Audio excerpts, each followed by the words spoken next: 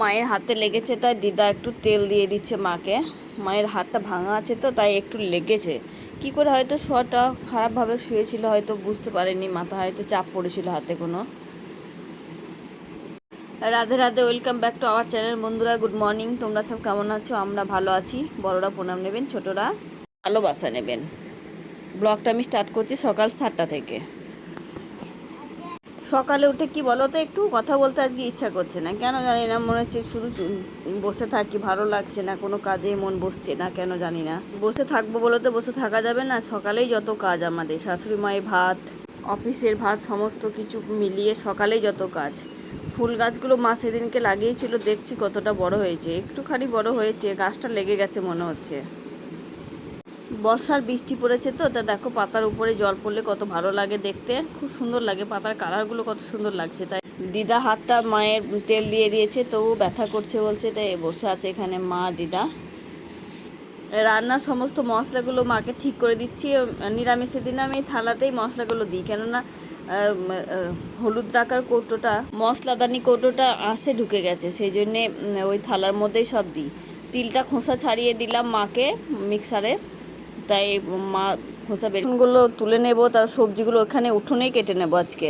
বিউলির ডাল করব একটু। বিউলির ডালটা খেতে ভালোবাসে আমার শাশুড়ি মাও ভালোবাসে, ওর বাবাও ভালোবাসে। এখানে বড়া টক করব, বড়া ভিজিয়েছি, একটু আলু পোস্ত করব।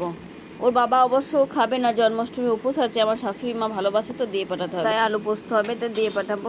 তাড়াতাড়ি ডানাটা করতে হবে, 9টার মধ্যে ভাত খাই তো আমার শাশুড়ি মা। তাই এই ডালগুলো একটু ধুয়ে দিই, ভালো করে ধুয়ে না দিলে এগুলো সব ওষুধ মেশানো থাকে।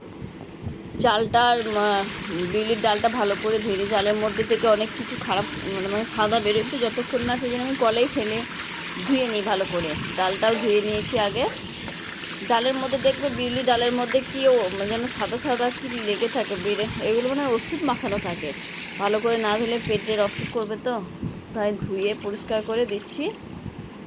মাকে মা ভাত বসিয়ে দিয়েছে হাঁড়ি, ওখানে চালটা দিয়ে দেবো আমি দিয়ে।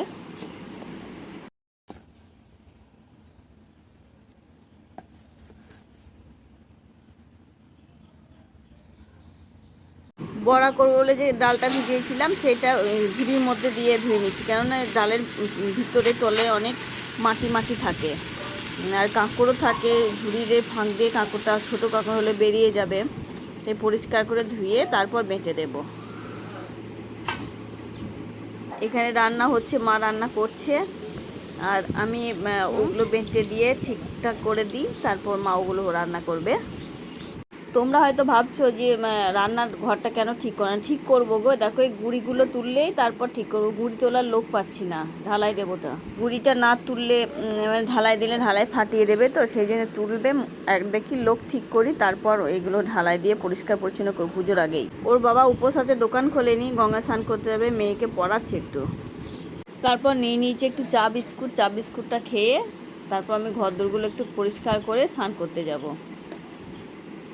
আর এইদিকে আমি টিফিন কৌটোগুলো ঠিক করে নিয়েছি। আমার শাশুড়ি মায়ের ভাত দেবো বলে ভাতটা ভরে দেব, ওর নিয়ে যাবে, গঙ্গায় স্নান করতে যাবে যখন, তখন ওর ভাতটা ওখানে দিয়ে দেবে মাকে, তারপর চলে যাবে ওখানে বহরমপুরে গঙ্গায় স্নান করতে। আজকে নিরামিষ তো, এখন টানা নিরামিষ চললো আমার। ভাত হয়েছে, তিল বড়া, আলু সিদ্ধ, আর আলু পোস্ত, আর বিউলির ডাল, আর করেছে একটু মা করেছে একটু ওই বড়ার টক। নিরামিষে একটু টকটা না হলে এগুলো ভাত খাওয়া যায় না, বলো। আমার মেয়ে নিয়ে যাবে, টকটা একটু করতেই হয়। ভাতটা ভরে দিয়ে আমি স্নান করতে যাব। স্নান করবো, মাথায় একটু শ্যাম্পু করবো তো, তাই স্নানটা একটু তাড়াতাড়ি না করলে হবে না, শুকাবে না তখন চুলটা। আর ওইদিকে আমার টিফিন করে নিয়েছি, ছোটো মেয়ে স্কুলে যাবে, টিফিনে ছুটি তো, সেই জন্য 4 পিরিয়ড হয়ে ছুটি আছে, সেই জন্য যেতে হবে না আজকে, বললাম কালকে থেকে যাবে। বাড়িতে পুজো সন্ধ্যের সময় যাব সবাই।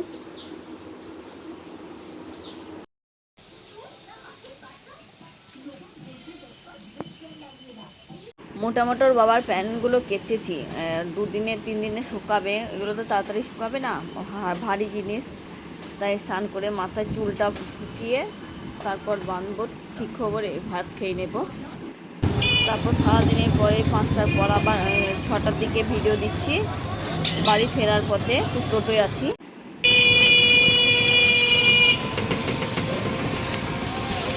বাড়ি ফিরে যাব একটু শ্বশুর বাড়ি, মানে ওখানে আমাদের কৃষ্ণ ঠাকুরের জন্মাষ্টমী পুজো আছে।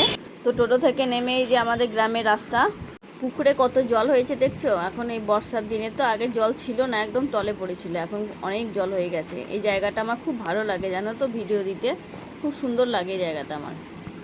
বাড়ি ফিরে যাব, চা বিস্কুট একটু খাবো, খেয়ে মেয়ে টিউশন গেছে, আসবে, তারপর যাব মনোহরপুর। আমরা 3 মা মেয়েতে যাব। আমার মা যাবে কিনা দেখছি, মা বলে যাবে না। আর জামা চেঞ্জ করলাম না, ওটা পরেই যাব। তো রেডি হয়ে গেছি মেয়ে আমি সবাই। মা টিভি দেখছে আর কালকের সবজিগুলো কেটে রাখছে। মেয়ে একটু মুড়ি খাবে বললো, তাই আমি খেয়ে নে, তারপর যাবো। মেয়ের পাতে আমি একটু খেয়ে নিলাম, তারপর যাবো এবার আমরা 3 জনে।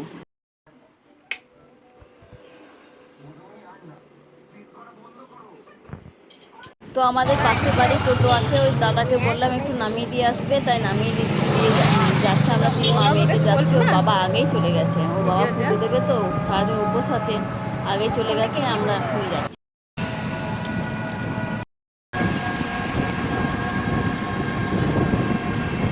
তো চলে এসেছি বাড়িতে।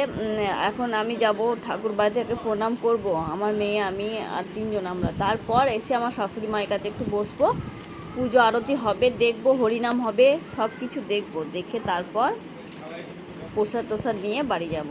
চলে এসেছে আমার, এসে এখানে কাকাবাবু কাকিমা সবাই বসে আছে, বলছে এক্ষুনি আসলে। আমার বলছে হ্যাঁ আসলাম এক্ষুনি, অফিস থেকে ফিরেছি তো তারপর আসলাম। এই যে আমাদের নাতি ওইটা, তো আমার ছোটো ভাসুর পুজো করছে ভগবান প্রভু। এই যে আমাদের প্রভু ভগবান, হরে কৃষ্ণ হরে কৃষ্ণ, ভগবান বলরাম প্রভু পুজো হচ্ছে এখন।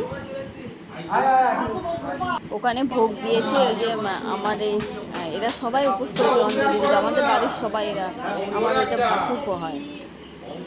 এইখানে যে বাচ্চাটা আমাদের নাতি হয়, খুব মানে খুবই পাকা।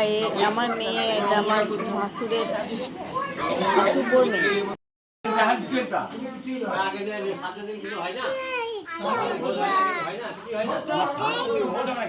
এই কাকাবাবুরা দাদারা যে এসছে সব মানে হরিনাম করবে আর কি, হরিনাম হচ্ছে এখানে, আর প্রভুর আরতি হচ্ছে।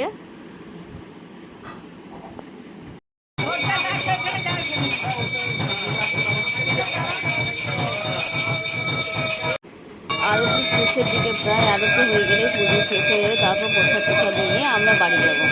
এখানে ভোগ সাজানো হচ্ছে, আমার ননদ আর আমার ছোটো জামাইয়ের ভোগ সাজাচ্ছে, ছোটো দিদি। তো সবাইকে প্রসাদ দিলেই আমরা সবাই বাড়ি চলে যাব প্রসাদটা নিয়ে। তো বাড়ি চলে আসলাম সবাই মিলে, এখানে বাড়িতে এসে ফ্রেশ হয়ে বসে আছি, রাত্রে খাবারটা খেয়ে তারপর শুয়ে পড়বো। ভিডিওটা ভালো লাগলে লাইক কমেন্ট শেয়ার করে দেবেন আর পাশে থাকবেন। গুড নাইট, দেখা হবে পরের ভিডিওতে।